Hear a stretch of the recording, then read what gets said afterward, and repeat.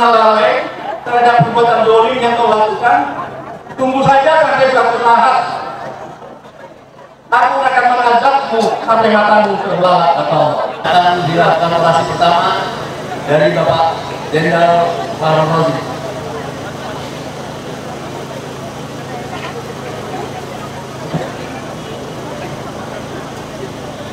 Assalamualaikum warahmatullahi wabarakatuh. Waalaikumsalam warahmatullahi wabarakatuh. Alhamdulillah, saya Jenderal Purnawirawan Maharani. Saya senang sekali berada di tengah teman-teman semua yang punya kesamaan sikap anti kezaliman, menegakkan keadilan dan cinta kepada negara kesatuan Republik Indonesia. Betul? Hari ini kita kumpul di sini tidak lain untuk mendorong semangat hakim-hakim konstitusi yang kita muliakan dan memberikan beberapa nasihat kepada beliau-beliau itu agar dapat melaksanakan tugasnya dengan penuh kesungguhan dan menegakkan keadilan demi masa depan bangsa yang lebih baik. Betul? Jadi apa yang mereka diskusikan dan akan diputuskan tidak semata-mata terkait dengan hasil pemilu, betul? Tetapi juga sangat terkait dengan masa depan bangsa Indonesia yang saat ini sedang dalam keadaan yang sangat tidak baik-baik saja. Betul? Kalau kita memberi nasihat kepada beliau-beliau itu sudah pantas, karena kita ini rakyat. Rakyat menurut konstitusi adalah pemegang kedaulatan rakyat Indonesia. Betul? Jadi kedaulatan rakyat itu bukan di tangan presiden, bukan di tangan pejabat siapapun, tapi berada di tangan rakyat. Betul? Dan kalau kita memberi nasihat kepada Mahkamah Konstitusi, bukan berarti kita sombong seolah-olah kita lebih baik, bukan. Tapi agama kita mengajarkan kalau kita tidak saling memberikan saling nasihat satu sama lain, maka kita akan rugi. Ini yang disebut dalam surat Al-Asri bahwa manusia dalam keadaan rugi kecuali yang saling nasihat menasihati, menegakkan kebenaran dan kesabaran. Betul? Apa nasihat kita kepada beliau-beliau itu? Paling utama, laksanakan tugas sholat dengan sebaik-baiknya dan seadil-adilnya. Kemudian juga kita nasihati bagaimana yang tercantum di sini di belakang ini.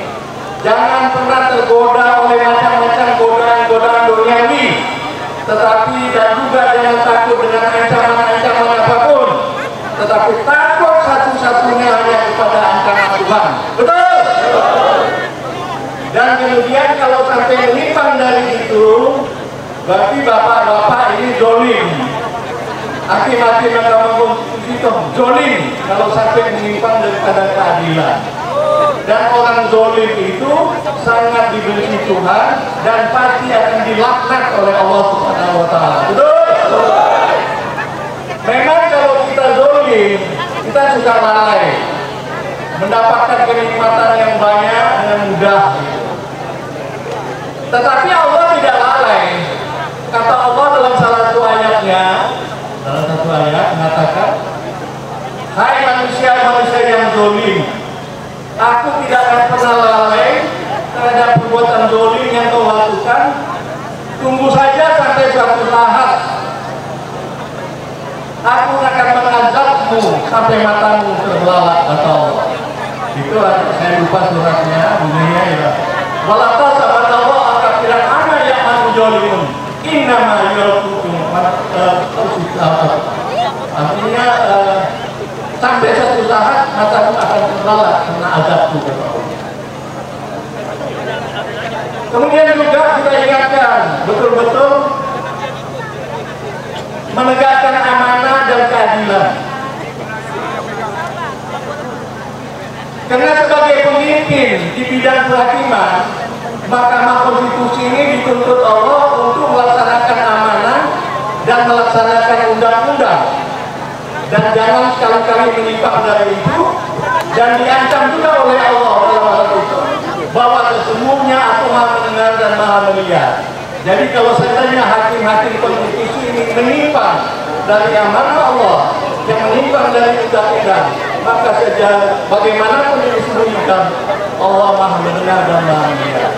Oleh itu kembali sama-sama kita ingatkan pada ini, supaya betul-betul mereka menegakkan kebenaran dan keadilan untuk menghasilkan keputusan yang terbaik. Keputusan akan disampaikan pada tanggal 22 April. Jadi Pak, tidak ada yang melempar-lempar. Tertib. Tidak ada yang melempar-lempar. Mohon maaf Pak, Bu, pembagian buku nanti. Tolong hormati yang tidak. Ya. Oke, lanjut Pak. Hati-hati. Kata Allah, innallaha ya'murukum an tu'addul amanati ila ahliha wa idza hakamtum bainan nasi an tahkumu bil adli. Innallaha bima ya'muru bihi innallaha kana sami'an basira. Sama dengan memberikan peringatan kepada hakim-hakim konstitusi, laksanakan amanah dengan sebaik-baiknya, tegakkan hukum dengan sebaik-baiknya, dan Allah Maha mendengar dan Maha melihat.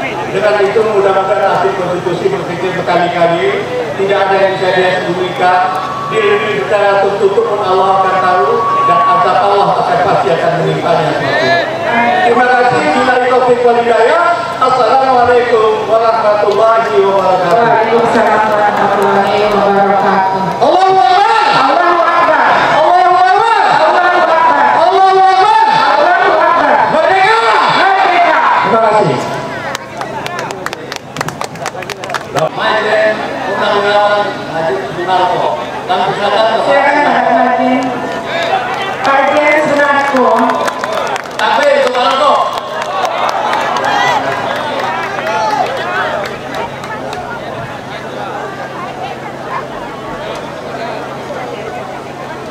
Sekali lagi yang bisa duduk-duduk karena durasi akan panjang, jangan sampai kita lelah, tetap tertib, jangan terprovokasi. Untuk mobil yang ada di belakang mohon tidak parkir di situ, ada di sana masih luas agar masa dari Sudirman bisa masuk. Oke, terima kasih. Silakan Pak.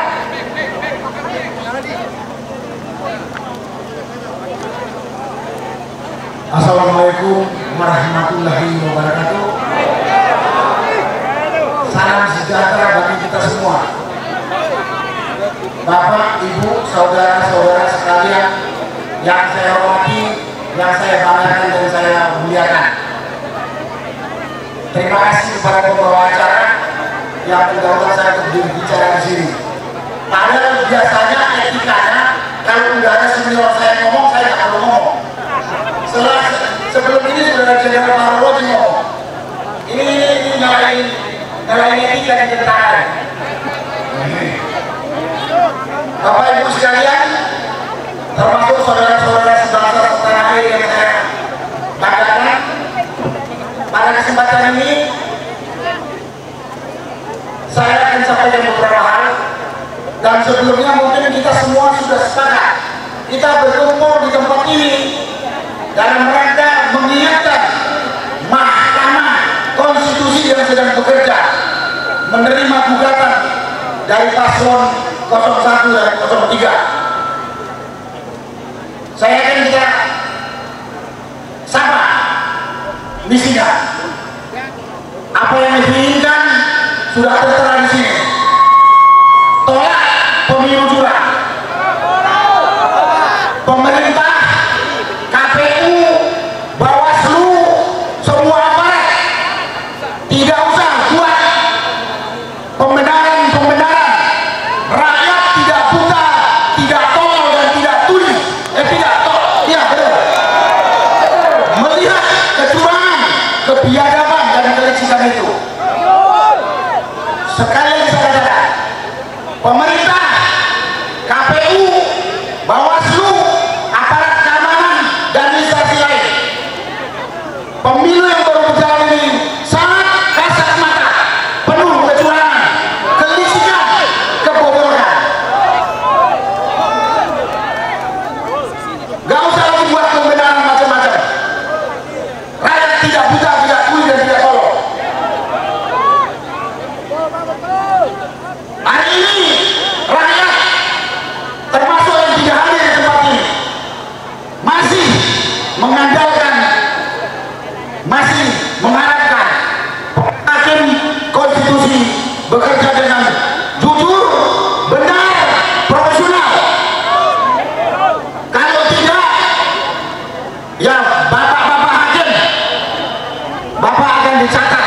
sebagai pengkhianat rakyat atau sebagai pahlawan negara.